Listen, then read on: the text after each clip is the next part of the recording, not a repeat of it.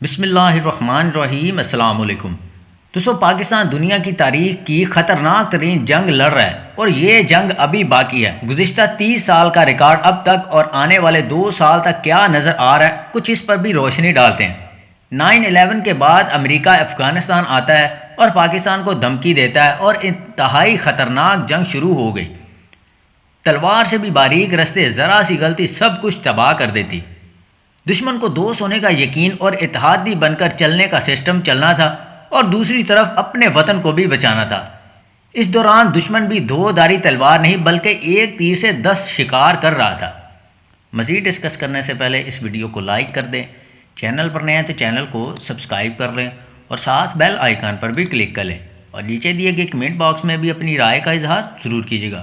دوستو، دشمن کا پلان تھا افغانستان آنے کے بعد پاکستان کو اتنا کمزور کر دیا جائے، خانہ جنگی لگوا دی جائے، پاکستان پر بغیر کسی مزاحمت کے اپنی فوجیں دوڑا دی جائیں۔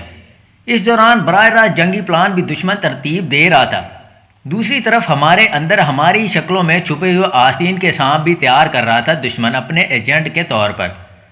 مارخور یعنی ISI کو ضرور پتا تھا کہ کون سا محرک کہاں سے ہل رہا ہے، لیکن دشمن کو شک ہو جاتا کہ اگر ان کے ایجنٹوں پر اسی وقت ہاتھ ڈال دیا جاتا، کیونکہ خطرناک سفر ابھی جاری تھا، ختم نہیں ہوا تھا۔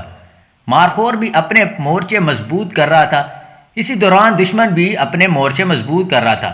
دنیا کی خطرناک ترین جنگ جہاں اپنے سائے کو بھی کوئی راز نہیں بتائے جاتے، انتہائی خطرناک مشن شروع ہو چکا ہے۔ موجودہ دنیا کی تاریخ کی خطرناک ترین طاقت کو زیر کرنے کا انتہائی خطرناک وقت آ چکا ہے۔ دشمنوں نے پاکستان میں جہاں براہ راست کھلم کھلا دہشت گرد تنظیموں کو سپورٹ کی، دہشت گردوں کو کھڑا کیا، وہیں پر ہر شعبے کے اندر اپنے ایجنٹ داخل کیے جو کہ بروقت کام آنے پر دشمنوں کے لیے کام کر سکے، جو کہ کام کر رہے تھے ایک وقت کے لیے۔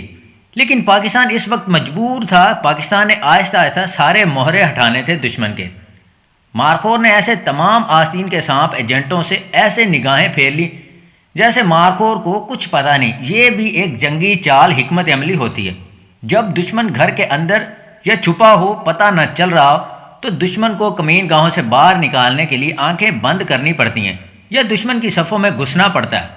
مارخور یعنی ISI نے ایک غدار کی لسٹ بنائی۔ دشمنوں نے ہر شعبے میں اپنے ایجنٹ بھیجے، سیاستدانوں کی شکل میں اور دیگر فرقہ پرست قوم پرستوں کی شکل میں، NGOs، نام نہاد حقوق کے نام پر تحریکیں، میڈیا مالکان، صحافی، اینکر، کچھ بزنس مین وغیرہ۔ اس سے پہلے دشمن نے جنرل پرویز مشرف کو ہٹانے کے لیے محترمہ کو راستے سے ہٹایا اور ایک تیر سے کئی شکار کھیلے۔ ملک میں خانہ جنگی فوج پر الزام اور مشرف صاحب کو راستے سے ہٹانا، جو کہ کامیاب بھی ہوئے۔ دشمن ملک توڑنے کا پروگرام تھا اسی دوران، جو کہ دشمن کامیاب نہ ہو سکا۔ جنرل پرویز مشرف کی بہترین حکمت عملی کی وجہ سے دشمن اپنی طرف سے مضبوط کام کر چکا تھا۔ اسے پتا تھا اگر نواز شریف نہیں تو زرداری آ جائے گا، ان دونوں میں کسی ایک کا انتخاب دشمن کا کام ہونا تھا۔ دوسری طرف دشمن نے ایک گیم اور کھیل رکھی تھی کہ ان دونوں میں نہ آنے کی صورت میں اگر اقتدار پر فوج کا قبضہ ہوتا ہے یا محب وطن جیسے کہ موجودہ قیادت ہے اگر لاتے ہیں تو بیرونی قرضوں کا جال کھڑا کر دیا جائے گا، اور دوسری طرف ایجنٹوں کے ذریعے پورے ملک کے اندر شور شرابہ برپا کر دیا جائے گا۔ ایک طرف مہنگائی کا سیلاب، دوسری طرف عوام لازمی کھڑی ہوگی۔ دشمن ایک حد تک کامیاب ضرور ہوا، لیکن پاکستان کے تمام عوام سمجھ چکی ہے کہ ہمیں قرضوں کے دلدل میں پھنسانے والے کون لوگ ہیں۔ دشمن اس دوران ملک میں افراتفری، خانہ جنگی لگوانا چاہتا ہے، اور بھارت کی شکل میں، افغانستان کی شکل میں دشمن براہ راست حملہ آور بھی ہے۔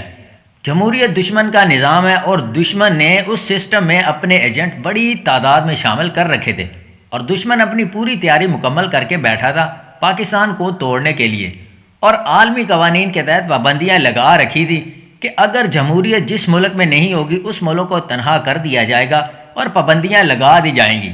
پاکستان نے بھی کہا کوئی بات نہیں، رہے گی جمہوریت، لیکن اس کو اب تمہارے غدار ایجنٹ نہیں چلا سکیں گے بلکہ محب وطن آ کر اس میں اپنا کام کریں گے، جو کہ پاکستان کامیاب ہو چکا ہے پہلے سٹیج پر۔ پاکستان میں موجودہ سیاسی پارٹیوں کا اختتامی شو جاری ہے۔ اگر عمران خان خود بھی ہٹتے ہیں تو اگلا سسٹم انتہائی خطرناک ہوگا موجودہ غداروں کے لیے۔ پوری پاکستانی قوم موجودہ سیاسی پارٹیوں سے تنگ آ چکی ہے، بلکہ سمجھ چکے ہیں یہی وہ سسٹم ہے دشمن کا۔ وزیر اعظم عمران خان دشمن کے لیے ایک ڈراؤنا خواب بن چکے ہیں، اور بیرونی اندرونی تمام مشترکہ دشمنوں کے لیے بھی۔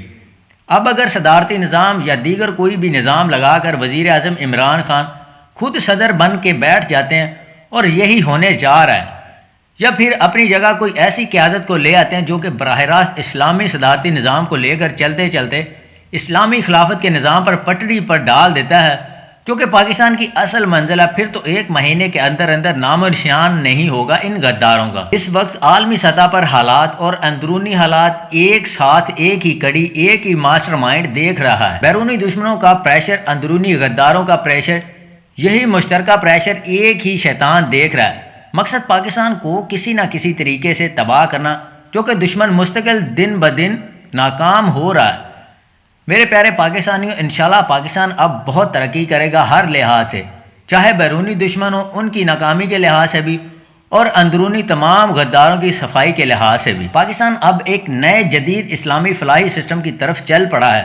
صرف پوری قوم اس وقت اپنا کردار ادا کرے۔ پاک فوج اپنی جانیں قربان کر کے اپنا کردار بخوبی ادا کر رہی ہے۔ اگر افواج کا کردار ہو اور عوام کا کردار ساتھ شامل نہ ہو تو بڑی سے بڑی افواج بھی ناکام ہو جاتی ہے۔ الحمدللہ بڑی تعداد میں عوام بھی اپنی پاک فوج کے شانہ بشانہ کھڑی ہے۔ گنتی کے کچھ لوگ ہیں جو کہ بیٹھے ہوئے ہیں، وہ بھی آج نہیں تو کل شامل ہو جائیں گے۔ اللہ تعالی ہم سب کا حامی و ناصر ہو۔ افواج پاکستان زندہ باد، پاکستان پائندہ باد۔ دوستو ویڈیو پسند آئے تو اسے لائک اور شیئر کیجیے گا اور چینل کو سبسکرائب کر لیں۔